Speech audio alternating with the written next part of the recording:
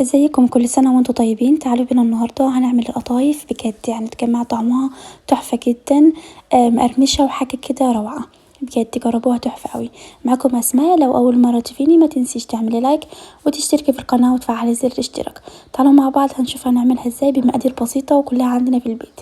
عندي هنا الكبة او الخلاط، هنحط كوبايتين من الدقيق. بعد كده هنحط نص كوباية من سميد البسبوسة اللي بنشتريها من بره، سميد البسبوسة السايبة. وهنحط معلقتين كبار من السكر ونص معلقة صغيرة من الخميرة الفورية، وهنحط كمان رشة فانيليا، ونحط نص معلقة صغيرة من البيكنج باودر، وكمان هنحط معلقة كبيرة من النشا، وهنحط كمان 3 كوبايات من المية. وبعد كده هنضرب كده كويس في الكبة لحد ما الخليط ينعم معاكي كده كويس كده. تمام. هنغطيه كده ببلاستيك راب وهنسيبه كده لمدة 10 دقايق بس كده لحد ما تتفاعل معانا شوية الخميرة. بعد 10 دقايق هنجيب هنا ازازة، تكون ازازة مية فاضية، ونحط القمع بتاعنا وهنعبي الخليط بتاعنا، خليط القطايف كده. تمام. بعد كده هنكون هنا جايب الغطا بتاع الازازة وخرمه خرم بالشكل ده علشان يسهل معانا طريقة القطايف. هتسخني هنا طاسة، تبقى طبعا على درجة حرارة متوسطة، ما تبقاش سخنة قوي. وبعد كده هتنزلي بالقطايف بتاعتك وهتسيبيها بالشكل ده لحد ما تستوي، تعمل فقاقيع كده من فوق كده. تمام. اول ما يغير اللون بتاعها من فوق كده على طول هترفعيها، هتحطيها طبعا في فوطة لازم وتغطيها علشان ما تنشفش معاكي. هنعمل كمان القطايف العصافير الصغيرة اللي هنحشيها بالقشطة والكريمة، توزعيها بالشكل ده زي ما اتفقنا. الطاسة تبقى ما بتلزقش معاكي وتكون على درجة حرارة متوسطة.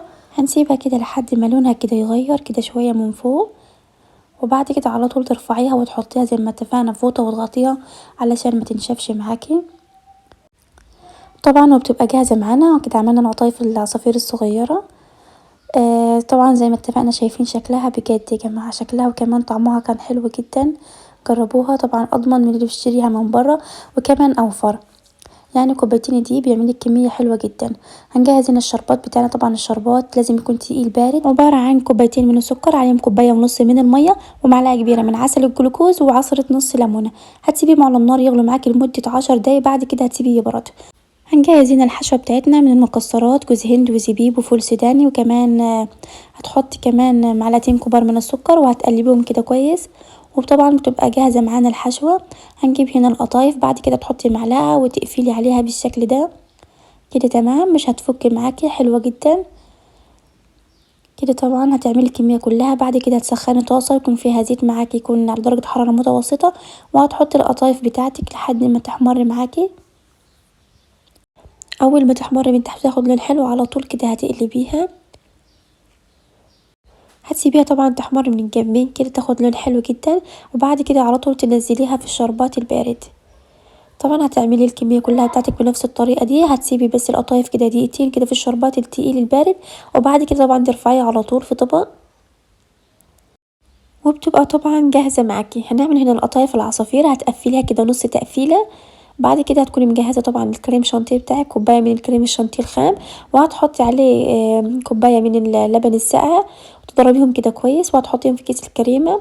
وبعد كده تشكليها بالشكل ده وتحطيها في المكسرات وتعمليها بنفس الطريقة دي بجد يا جماعة. يعني جربوها، طعمها لذيذ جدا، حلوة قوي، خفيفة وحلوة جدا كده. تمام. هتشكليها بالشكل ده كده. ايه، جهزت معانا خلاص. هتعملي الكميه كلها بتاعتك وتقدميها بالطريقه دي. طبعا اللي بالقشطه هنحط طبعا على الوش كده عليها شربات كده التقيل اللي احنا عملناه، توزعيه كده من فوق. وبعد كده طبعا تقدميها بألف هنا وشفا بجد. طعمها حلو جدا، خفيفه وحلوه قوي. اتمنى الفيديو يكون عجبكم. لايك واشتراك في القناه. اشوفكم على خير. كل سنه وانتم طيبين. يلا باي.